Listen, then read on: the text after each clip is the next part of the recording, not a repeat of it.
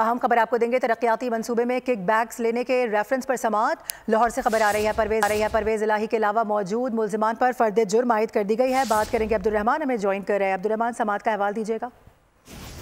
जी बिल्कुल, लाहौर की एहतसाब अदालत ने तरक्याती मंसूबों में किक बैक्स लेने के रेफरेंस में समाअत करते हुए परवेज इलाही के सिवा अदालत में मौजूद मुल्जिमान पर फर्द जुर्म आयद कर दिया है। जबकि अदालत ने चौधरी परवेज इलाही को 7 जनवरी को फर्द जुर्म आयद करने के लिए तलब कर लिया है।